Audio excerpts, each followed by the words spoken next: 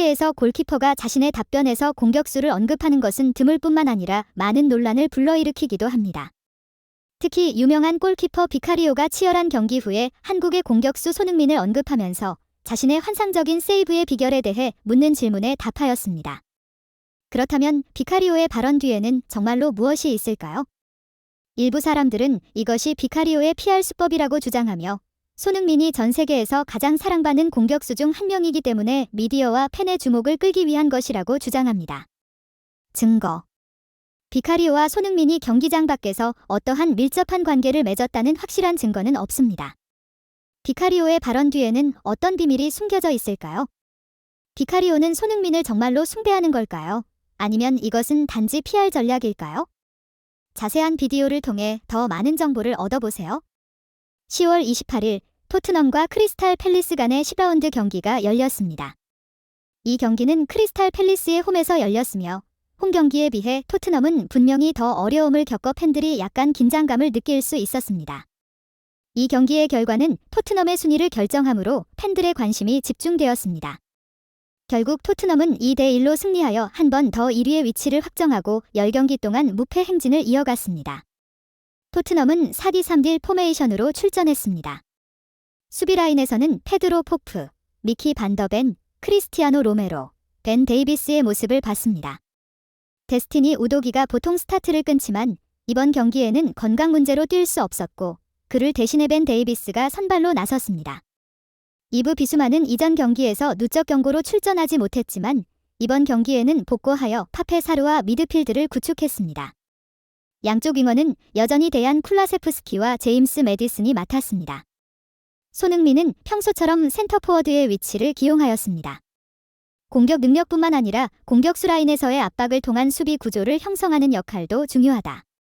이 경기에서 그는 이론에 충실한 모습을 보여주며 센터 포워드 위치에서 계속 기회를 찾았습니다.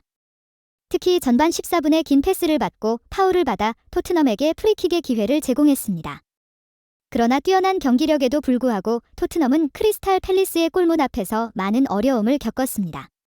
빠르고 강력한 강제 플레이를 적용하면서 토트넘은 공유율이 높음에도 불구하고 전진하는 것이 어렵게 되었습니다. 특히 손흥민은 상대편 수비수들이 밀착 수비와 강화 마킹을 함으로써 상당히 고통스러웠습니다. 매디슨도 수비수가 방해하는 상황에서 공을 잃는 경우가 많아 공격 라인이 별로 원활하지 않았습니다. 전반에 토트넘은 단 3회 슈팅에 불과한 반면 크리스탈 팰리스는 8회의 슈팅을 기록하여 토트넘이 불리한 상황에 처하게 되었습니다.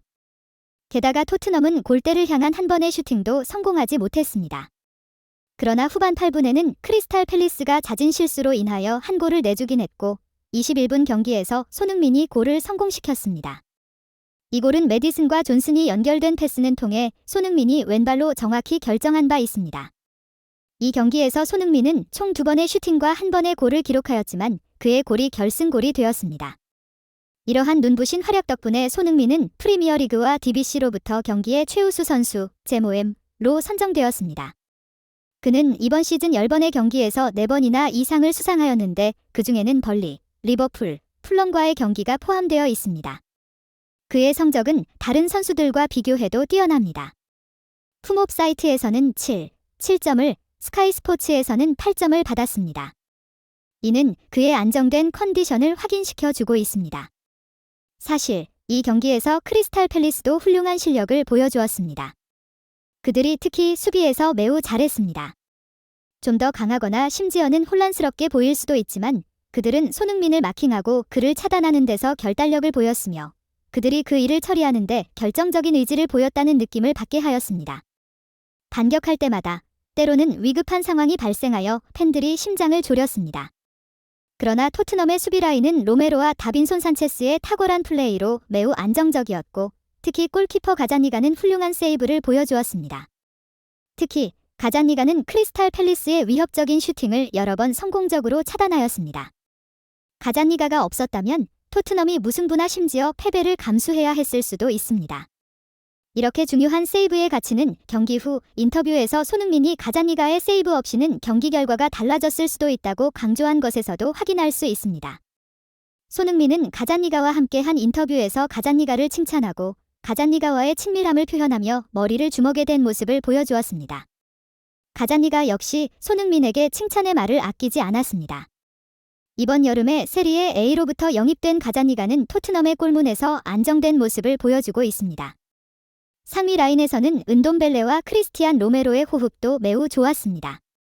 때때로 실수를 범하더라도 그들은 서로 비난하는 대신 격려하는 모습을 보였습니다. 지난 시즌을 떠올려 볼 때 로리스가 팀원들에게 공격적이었기 때문에 팀 내 분위기가 좋지 않았던 것과는 정반대의 모습입니다. 이전에는 에릭 다이어 등의 수비수들이 서로를 비난하는데 바쁘고 심지어 실수하지 않은 미드필더와 공격수들을 비난하는 모습이었습니다.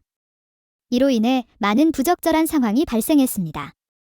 또한 비카리오 역시 매우 좋은 세이브 능력을 가진 골키퍼입니다. 통계 회사에 따르면 프리미어리그에는 비카리오보다 더 높은 세이브율과 클린시트 퍼센트를 가진 골키퍼가 없습니다. 그는 4번의 클린시트를 기록하였고 세이브율은 80%에 이르렀습니다. 이 골키퍼가 바로 신의 손이라고 할 수 있지 않을까요? 그러나 비카리오는 한 번 손흥민의 페널티킥을 막지 못하고 카메라에 담겼던 적이 있습니다.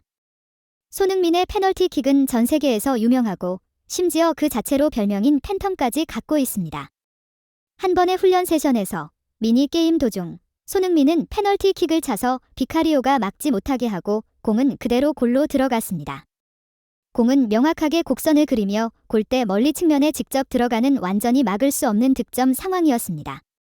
사실 훈련을 할 때마다 비카리오는 손흥민의 슛을 막는 일에 직면해야 합니다.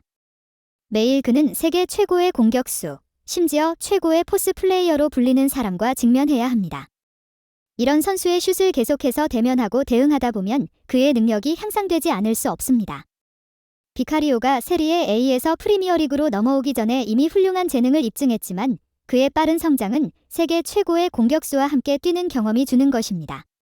손흥민 같은 유능한 공격수의 슛을 계속 막는 훈련을 받고 있으면 그의 세이브율이 당연히 높아질 것입니다. 최근 비카리오는 이탈리아 국가대표팀에 소집되어 자신의 능력이 인정받았음을 입증했습니다.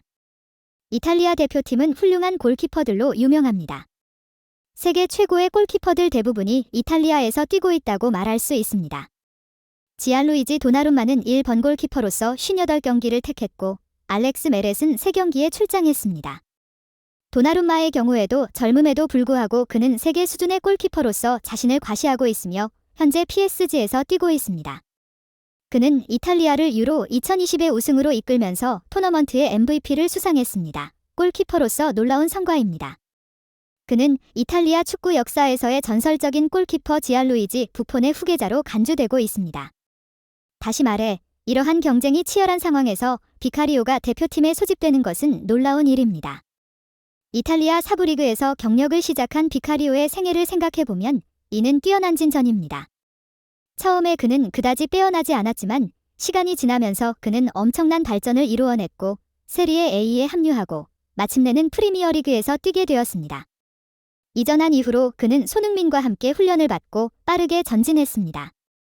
비카리오가 프리미어리그에서 보여주고 있는 세이브율과 클린시트 투수가 얼마나 많은지를 볼 때 그가 이탈리아 대표팀에 출전하는 것은 전혀 놀라운 일이 아닙니다. 도나룸마가 1번 골키퍼라 할지라도 오래 걸리지 않아 비카리오가 이 포지션을 경쟁하게 될 것이며 그가 곧 골대 안에 서게 될 것으로 예상하는 것은 당연한 일입니다. 현재 토트넘은 모든 선수들이 훌륭하게 플레이하며 좋은 상식을 보여주고 있습니다. 10경기 연속 무패로 올 시즌 토트넘이 어떤 결과를 만들어낼 것인지 모두가 궁금해하고 있습니다. 오늘 나누고 싶었던 모든 정보입니다. 감사합니다.